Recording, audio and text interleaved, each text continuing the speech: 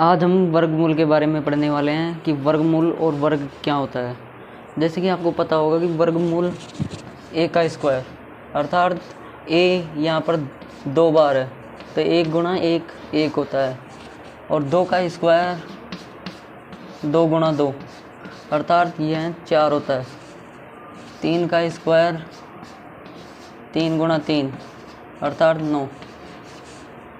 4 का स्क्वायर बराबर 4 गुणा 4 बराबर 16। 5 का स्क्वायर बराबर 5 गुणा 5 25। 6 का स्क्वायर बराबर 6 गुणा 6 36।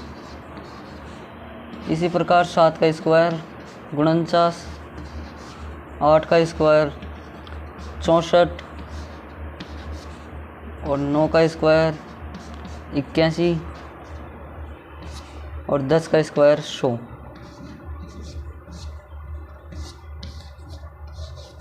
11 का स्क्वायर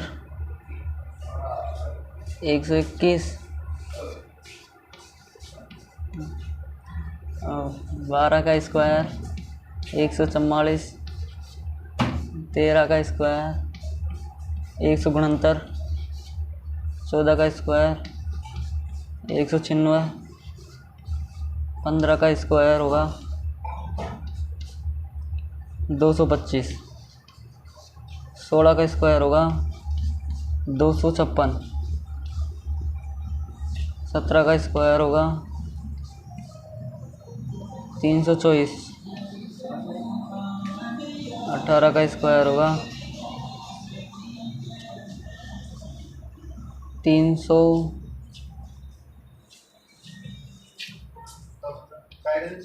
289। 324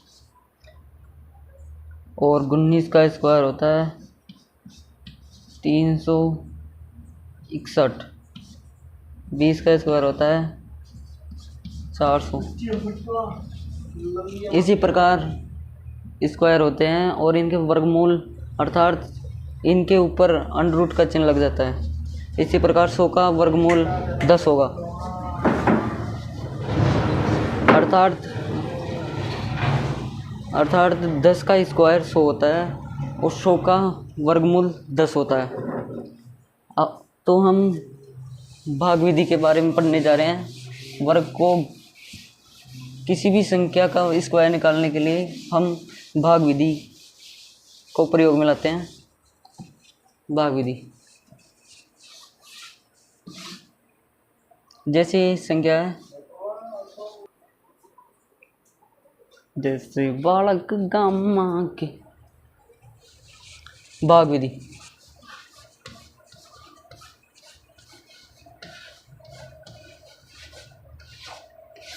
इस विधि का प्रयोग सामान्यतः वर्गमूल को ज्ञात करने के लिए किया जाता है। ये हमारी भाग विधि है। जैसे यहाँ पर 1024 है तो हम पहले इधर दाएं हाथ बाएं हाथ की तरफ से दो के जोड़े बनाते हैं और फिर स्क्वायर करते हैं। जैसे 3 का स्क्वायर 9 होता है, यानी कि 10 से अधिक भी नहीं होना चाहिए और 10 से कम होना चाहिए, 10 से अधिक नहीं होना चाहिए। तो इसी प्रकार 3 का स्क्वायर 3 का भाग 9 बार, तो हम यहाँ पर माइनस करेंगे तो 1 बचेगा और 124 और यहाँ पर प्लस 3 और जुड़ जाते हैं। इस प्रकार ये 6 हो जाएगा। तो हम ऐसी कौन सी संख्या लें जिसको गुणा करने पर 124 आ जाए। तो हम यहाँ पर पहले 61 लेंगे तो नहीं आएगा, तो हम 61 के स्थान पर 62 लेंगे। 124 तो हमारे भाग 124 आ गया।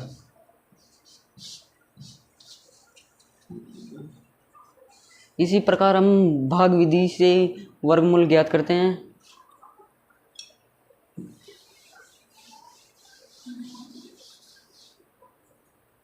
घनमूल घन घन होता है किसी भी संख्या के ऊपर क्यूब लगा होता है, उसे घन कहते हैं। ये संख्याएं 3 बार गुणा होती है। जैसे 1 का स्क्वायर होता है 1, 2 का क्यूब होता है 2, 3 बार आ जाएगा ऐसे 2 गुणा 2 गुणा 2। तो इसका होगा 2 गुणा 2 4, 4 दूनी का 8 हो जाएगा इसका। इसी तो 3 3 9 9 होती है 27, तो इसका 27 हो जाएगा घन। 4 का स्क्वायर 4 का क्यूब हो जाएगा 4 गुणा 4 गुणा 4 बराबर 64। 4 का क्यूब हो जाएगा 64। 5 का क्यूब 5 गुणा 5 गुणा 5 हो जाएगा,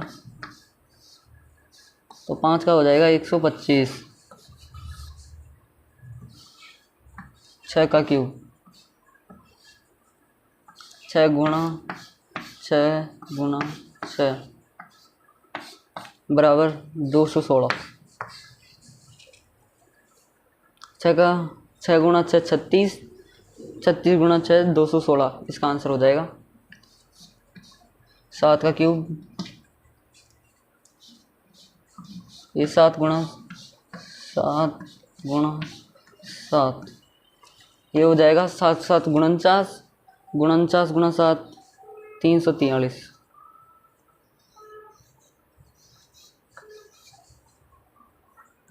8 का स्क्वायर हो जाएगा वैसे ही 8 का क्यूब 8 गुणा 8 गुणा 8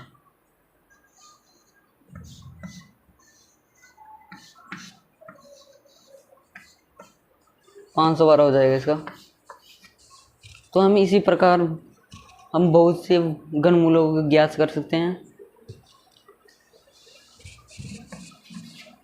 9 का होगा 729। 10 का क्यूब होगा 1000। 11 का क्यूब होगा 1331। 12 का क्यूब होगा 1744। 13 का क्यूब होगा 2197। 14 का होगा क्यूब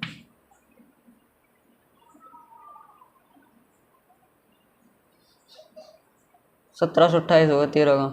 12 का 1728 और 14 क्यूब होगा 2744। 15 का क्यूब होगा 3375। इसी प्रकार हम बहुत सी संख्याओं का घन ज्ञात कर सकते हैं। 1 का 1 होता है, 2 का घन 8 होता है, 3 का घन 27 हो जाता है और 4 का घन 64 हो जाता है। 5 का 125, 6 का 216, 7 का 343, 8 का 512 और 9 का 729, 10 का 1000, 11 का 1331, 12 का 1728 और 13 का 2197, 14 का 2744, 15 का 3375। इस प्रकार हम 15 तक की संख्याओं का ज्ञात कर चुके हैं और बड़ी संख्याओं का हम घनमूल गुणनखंड विधि का उपयोग करेंगे।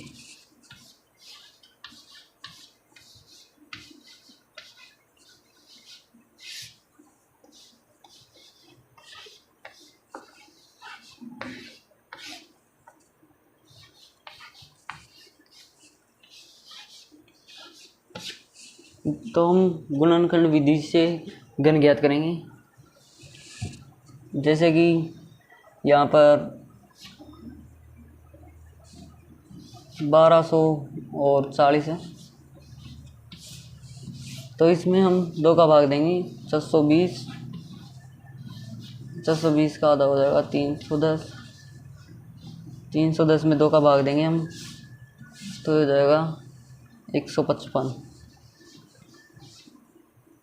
अब यहाँ पर 2 का भाग नहीं जा रहा है तो हम 5 का भाग देंगे, या 3 का या 4 का भी दे सकते हैं। यहाँ पर 3 और 4 का भाग नहीं जा रहा है इसलिए हम 5 का भाग देंगे।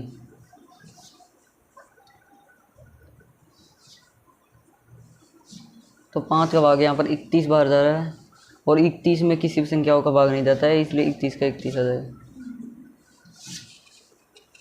तो इसी प्रकार हम इनके 3-3 के जोड़े बनाते हैं।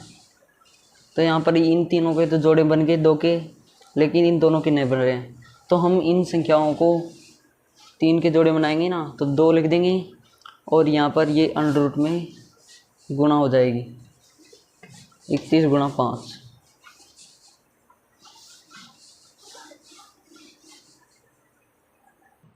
तो हम जैसे ही गुणनखंड विधि से भाग करेंगे हम 31 गुणा 5, तो 5 155। तो अब 155 को हम भाग